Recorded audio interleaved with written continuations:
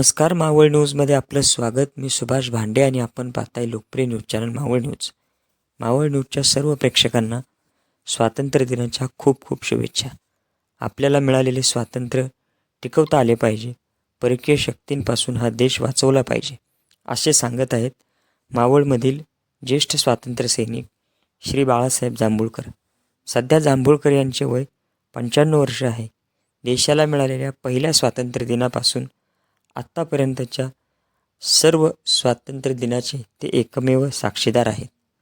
देशामधील प्रमुख भूभाग असणारा दादरा आणि नगर हवेलीचा प्रदेश पोर्तुगीजांच्या ताब्यातून सोडवून तो अखंड भारतामध्ये विलीन करण्यासाठी बाळासाहेब जांभूळकर आणि त्यांच्या सहकाऱ्यांनी मोठा लढा उभारला, तुरुंगवास भोगला, सशस्त्र क्रांती केली. बाळासाहेब जांभूळकर या 95 वर्षातही पोर्तुगीजांविरोधात दिलेल्या लढ्याविषयी मावळ न्यूजशी बोलले आणि पूर्वीचा काळ आणि आत्ताचा काळ यामध्ये जमीन आसमानचा फरक आहे. आत्ता लोकांच्या जीवनात शिस्त राहिली नाही. पूर्वी माणसं एकमेकांचं ऐकत होती आणि आत्ताचं राजकारणसुद्धा फार विचित्र झालं आहे. एकूणच सर्व परिस्थितीवर बाळासाहेब जांभूळकर यांनी स्वातंत्र्य सैनिक म्हणून भाष्य केले. पाहूया बाळासाहेब जांभूळकर स्वातंत्र्याच्या आठवणी सांगताना आणि त्यांच्या लढ्यातील काही प्रमुख दाखले देताना नेमके काय म्हणाले. दादा, काय सांगाल? दादरा आणि नगर हवेलीच्या स्वातंत्र्य लढ्यात तुम्ही लढलात. त्या लढ्याला तुम्हाला कुणी प्रवृत्त केलं? तुमच्या समोर कुणाचा आदर्श होता त्या लढ्यासाठी? या माग तिथले कार्यकर्ते होते. कार्यकर्ते म्हणजे हिंदू जमात जी होती दादरा नगर हवेलीमधले, त्यांनी या गुजरातला लागून होतं ना, गुजरात महाराज ते गुजराती भाग आहे सगळा. त्यांनी गुजरातमध्ये कोणाला तरी तक्रार केली, अशा अशा पद्धतीचं आम्हाला आमच्या आई बहिणींना इथं व्यवस्थित फिरता येत नाही, बाहेर येतच नाही घराच्या. घरं तिथे अगदी काय खेकड नव्हती, 100 फुटावरची घरं ती लांब. त्यामुळे त्यांनी कुठल्या तरी मोठ्या नंतर सांगेल मी संघाच्या कार्यकर्त्याला सांगितलं की अशा अशा पद्धती का. मग त्यांनी त्या टायमाला मुख्यमंत्री त्या टायमाचे जे कोणी होते नाही ते मोरारजी देसाई, हां त्या टायमाला मुख्यमंत्री मोरारजी देसाई होते. मोरारजी देसाईला ते सांगितलं. मोरारजी देसाईंनी ते तुमचे काय त्याचं काँग्रेसचेच कार्यकर्ते काय मुख्यमंत्री नंतर गेले खेर काय नाही गुजराती होते पा. ते त्यांना सांगितल्यानंतर त्यांनी मग ते सगळे हे कोण करू शकेल, हे संघवालेच करू शकतील, दुसरं कोणी करणार नाही. आणि त्यांनी ते मग ते संघाच्या मोठ्या कार्यकर्त्याला भेटले आणि त्यांनी त्यांच्याकडं त्याला जेव्हा याची काहीतरी विरोध लावा, तिथं आपल्या आया बहिणींना भयंकर त्रास होतो, तिथं जगून जगण्याचं नाही, मेलं तर चालेल एक वेळ, पण जगू नये अशा हिशोबात तिथले लोक. शेवटी मग त्यांनी दादरा नगर हवेलीच्या ठिकाणी नेमका तेथील स्थानिक रहिवाशांना किंवा एकंदरीत तिथल्या मराठी बांधवांना काय त्रास होत होता पोर्तुगीजांकडून? तुमच्या कानावर काय आलं होतं? बाया उचलून न्यायचे, काय त्रास काय व्हायचा. बर. पोर्तुगीज जे होते ना ते मिलिटरी होती. बर. पब्लिक हे पब्लिक. बर. ती तिथे पोर्तुगीज ताब्यात होते. तो दादरा नगर हवेली पोर्तुगीजांच्या ताब्यात होता आणि त्यांचे 100-200 मिलिटरी देखील होती त्या ठिकाणी. त्यांनी कधी वाटेल ती बाई दिसली उचलायची, असंच प्रकार होता. एकंदर पोर्तुगीज हे सर्वसामान्य लोकांचा छळ करत होते तिथे. आणि त्या पोर्तुगीजांच्या विरोधामध्ये आपण लढायचंय अशी लढ्याची हाक कुणी दिली होती आणि त्यावेळेस तुमचं वय किती होतं? मी बघा चोपन्न मी माझं 22-23 वयाचा होतो काहीतरी. म्हणजे पण ऐन उमेदीत होते. आहे ना मी. पण संघाने एकदा सांगितलं की हे करायचंय. संघवाले त्याला आता जे तुम्ही करता ते त्यावेळेला करत होते. मग तिथे त्यांच्या विरोधामध्ये लढण्याची हाक कुणी दिली होती? त्या आंदोलनाचं नेतृत्व कोण करत होतं सगळ्या त्या पोर्तुगीजांच्या विरोधातल्या लढ्याचं? बाबासाहेब पुरंदरे पुण्यामधले. बाबासाहेब पुरंदरे ऐकून असाल. हो, माहिती आहे. भेटलोय मी त्यांना. बाबासाहेब पुरंदरे, त्याच्यानंतर विंध्य माधव जोशी, ही आणखी आहेत नावं पण ते आठवणार नाही. 2 कायम परिचित नावं होती. सुधीर फडके, राजाभाऊ अखंडकर, बरेच असे आहेत. असे असे लोक सुधीर फडके म्हणजे जे गायक होते ते. ते हो. संघ कार्यकर्ता. आणि मग तुम्ही सगळे संघाचे जे कार्यकर्ते होते, या सगळ्या संघ कार्यकर्त्यांना स्वातंत्र्य सैनिक म्हणून शासनाच्या ज्या काही लाभ आहेत किंवा सुविधा आहेत, त्या किती सालापासून मिळायला लागल्या? काय सांगाल? 11व्या वर्षापासून स्वयंसेवक संघाचं तुम्ही नेतृत्व करताय. ही आवड गोडी कशी निर्माण झाली आपल्याला? तळेगाव हे संघाचं गाव. ओके. तळेगाव हे संघाचं गाव. सर्व जातीमध्ये संघाचं काम आहे. सर्व जातीमध्ये. एकही जात सोडायची नाही. त्या टायमाला आता ते कमी जास्त झाले असते, पण त्या टायमाला संघाचं काम सगळ्या जातीमध्ये होतं. आपण संघाच्या माध्यमातून खूप काही आंदोलनामध्ये सहभाग घेतला. खूप. बरोबर. आणि त्यानंतर आपल्याला काही दिवस तुरुंगवास देखील भोगावा लागला. हो. तर त्यावेळेस जेव्हा तुरुंगवास तुम्ही भोगत असताना त्यावेळेस तुमचा अनुभव काय होता? काय अनुभव पाहिजे? किती साली तुरुंगवास. तुम्ही तुरुंगात गेले हे आणि किती दिवस तुरुंगात होते ते सांगा? 15 दिवस. 15 दिवस. हे माझं 1-2 ऑगस्टला आम्ही तुरुंगात गेलो. एका अं, एका आंदोलनामध्ये ते सिटी चौकामध्ये ते आंदोलन झालं आणि त्या आंदोलनामध्ये जे एवढे कार्यकर्ते होते, आपले 130 कार्यकर्ते काहीतरी होते, पण ते संबंध अर्ध्या महाराष्ट्राचे कार्यकर्ते. आंदोलन कशा संदर्भात होतं बाबा ते? मला वाटतं आपला माझं नाव आठवणार नाही. स्वातंत्र्य लढ्याचा जो लढा झाला देशातला, हा 1942 ची चळवळ झाली. हा त्यानंतर 47ला स्वातंत्र्य मिळालं. हं. तुम्ही 1947 पासून आतापर्यंत सगळ्या स्वातंत्र्य दिनाचे साक्षीदार आहात. हो, आहे. हं? मग तेव्हा जो 1947चा स्वातंत्र्य दिन होता, तो तळेगाव आणि मावळच्या परिसरामध्ये कशा पद्धतीत साजरा झाला? साधे पद्धती झेंडा लावणं, राष्ट्रगीत म्हणणं, सब विषय. एकंदर तुम्ही स्वातंत्र्य 1947 म्हणजे स्वातंत्र्य मिळालं. त्यानंतर आतापर्यंत स्वातंत्र्याच्या अगोदरची परिस्थिती आणि स्वातंत्र्य मिळाल्याची परिस्थिती आपण स्वतः अनुभवली आहे. तर त्यामध्ये असे कोणते पैलू कोणकोणते असे पैलू होते, ज्यातून आपल्याला खूप काही शिकण्यासाठी किंवा खूप काही करण्याची प्रेरणा मिळाली? त्याचं काय शिकायचं काय असं काय काय शिकवायचं. त्यातल्यात नगरपालिका ही तशी फार जुनी नगरपालिका. हं. कारण इथं दाभाडे सरकार असल्यामुळं फार जुनी नगरपालिका.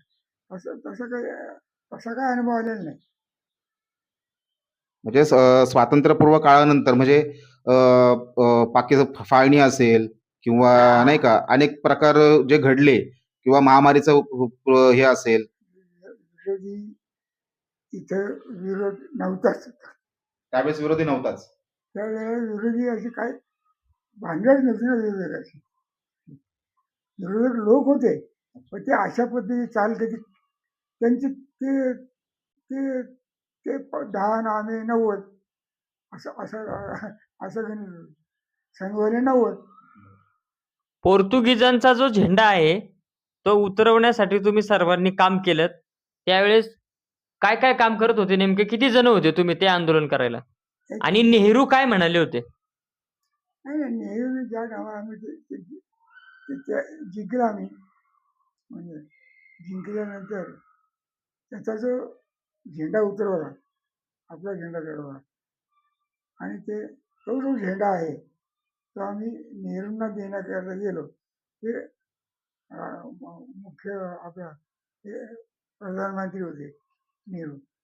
ते म्हणजे नको नको, म्हणजे ते आम्ही आत्ताचं असं आमच्या हातात घेतलं कारण की आम्ही त्याचे पूर्ण मालक होतो. तो जो काही 150, 200, 1000, 2000 एकराचा जो प्रकार आहे तो आम्ही जिंकलेला होतो म्हणजे आमच्या मालकीचा होता. तर आम्ही म्हटलं ते आमचं नाही म्हणलं हे आपल्या देशाचंच आहे म्हणून द्यायला गेलो. त्यांनी ते नाकारलं नेहरूंनी. नाही म्हणजे जे आम्हाला काय माहीत म्हणजे आपल्या असं त्यांच्या त्या याच्यात आम्ही विचार करावे मग ते पुढे घडलं काय घडायचं. 1954 साली बाबासाहेब पुरंदरे असतील, सुधीर फडके असतील यांच्या नेतृत्वामध्ये जो दादरानगर हवेली सशस्त्र लढा जो झाला, त्या लढ्याची एकंदर रणनीती, एक हल्ला कसा करायचा किंवा त्यांना नाही का त्यांच्यासोबत आपण लढाई कशा पद्धतीने करायची, याची रणनीती एकंदर तुम्ही आखली असाल. ते कशा म्हणजे साधारण कशा स्वरूपामध्ये होती? त्यावेळेला ही जी मी 4-5 नावं घेतली आम्ही लहान होतो ना त्यांच्यापेक्षा. हां. भिंद माझं ते आता मी समजा मी 22 वर्षाचा तर भिंद माझं 25 झालेली होती. 25 30-35 वर्षाची 30-30 वयाचे 30 वयाचे नक्की ते आमच्यापेक्षा मोठे आहे. आणि निर्णय येणारे तेच कृषी संघाचे ते ज्येष्ठ कार्यकर्ते होते. बाबासाहेब पुरंदरे, बिंदू माधव जोशी. दादा, देशाच्या स्वातंत्र्य लढ्यासाठी तुम्ही लढले, सगळ्या स्वातंत्र्याचा लढा स्वतः पाहिलाय, अनुभवलाय. तर तुम्ही जे कष्ट केले त्याचं कुठेतरी आता चीज झाले, अशी तुमची भावना आहे का? तुमची काय भावना आहे आता 2026 सालामध्ये देशाच्या स्वातंत्र्याबद्दल? नाही, बस. आमची भावना काय तर आम्हाला पेन्शन मिळते हा आमचा चांगलं सरकारने आम्हाला दिला. मी पेन्शनर आहे आता. हम्म. त्याची मला पेन्शन मिळत असते दंड करण्यासाठी. पण ज्या कल्पनेतनं देश सोडवला त्या जे काही लाख एकर जागा जी आहे सोडवली आणि सरकारच्या ताब्यात दिली.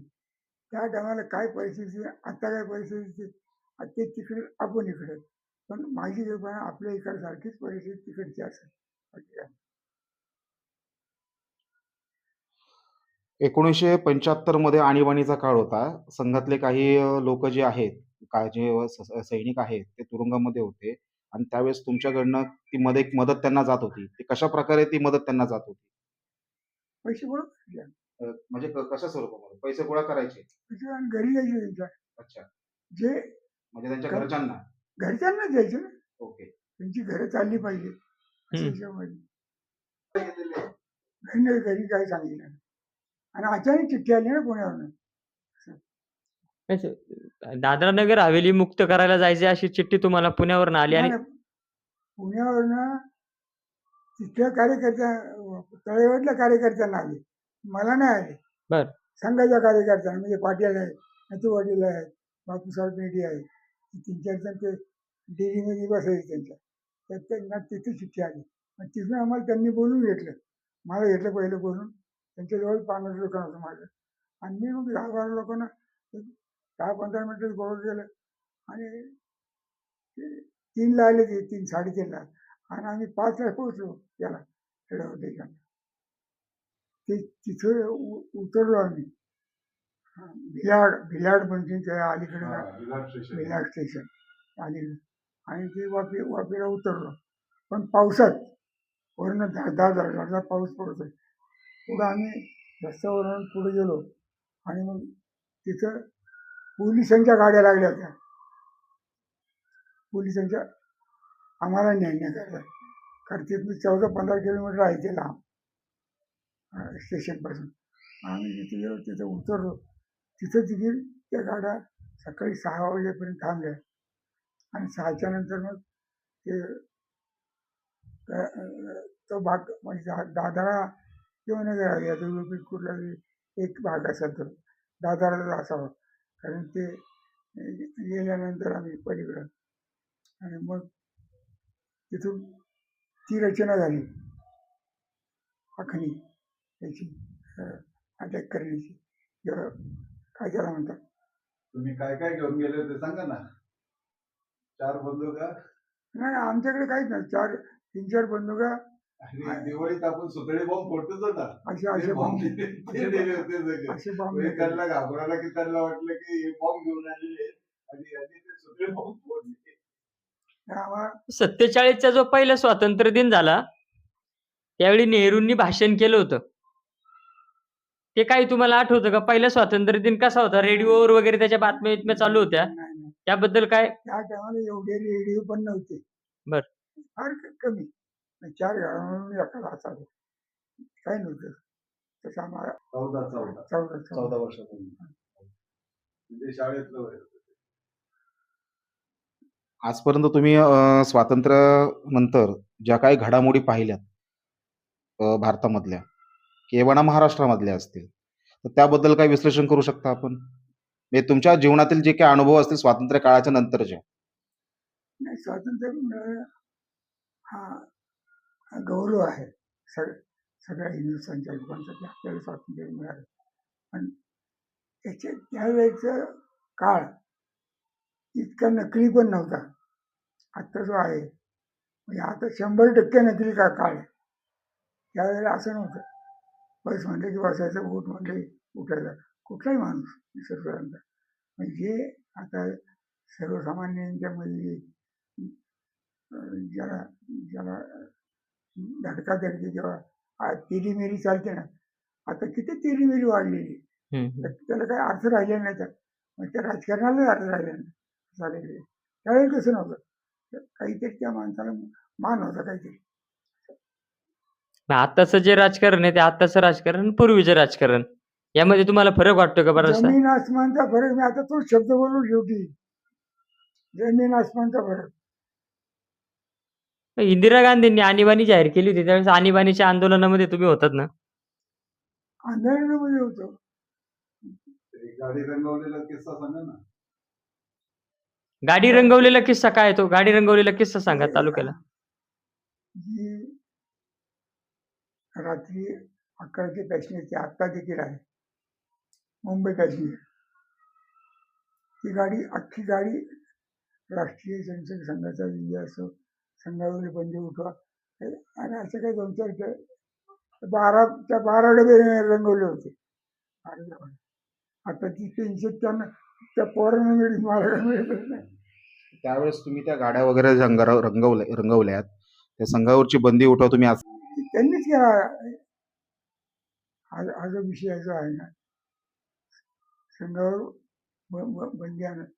आता ते स्वातंत्र्य मिळाल्याचा काळ आणि संघावर बंदी आणण्याचा काळ हा 2 ऑगस्ट 1954चा काळ आहे. ते संघाच्यामुळे होत आहे असं त्यांच्या डोक्यात आहे. आता जे काय आहे ते टिकवलं तर पाहिजे. मिळवलं संघाने समजा, पण टिकवलं तर पाहिजे. टिकलं पाहिजे म्हणजे ते जर आपण काही केलं नाही तर हे सगळं परत आपण ते मिळवलेलं सगळं ते लुटून नेतील विरोधी पार्टी. विरोधी पक्ष म्हणण्यापेक्षा बाहेरचे लोक. तर दादरा नगर हवेलीच्या लढ्यासाठी तळेगावातून तुम्ही किती जण गेले होते? दादा हा, आम्ही 13 जण. काही 1-2-4 जणांची नावं आठवत असतील तर सांगू शकाल का? सगळी नाव माझ्याकडे. हे बघा, शिंदे पहिला, नुसतं शिंदे नाव नाही. मग मधू बेगडे, मग निवृत्ती दाभाडे, मग कमलाकर डंबे, मग बाळासाहेब जांभूळकर, मग करंडेचं नाव बबन करंडे. त्याच्यानंतर पांडू गुरव, मग एकनाथ कोळी, मग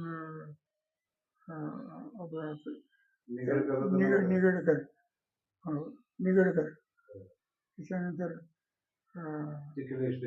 चिखले, बबन चिखले, शंकर रगडे. यापैकी सगळी माणसं हयातीत आहेत का? आता तुमच्या सोबत आहेत का यापैकी? सगळे काढले.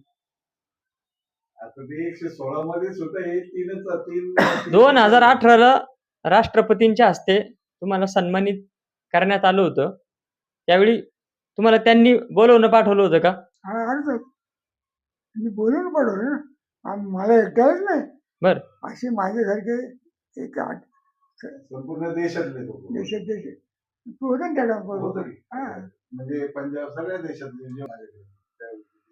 दादा, तुम्ही ज्यावेळेस पोर्तुगीजांचा झेंडा खाली उतरवला आणि भारताचा झेंडा लावला, त्यावेळी तिरंगा झेंड्याची रचना कशी होती ते सांगा.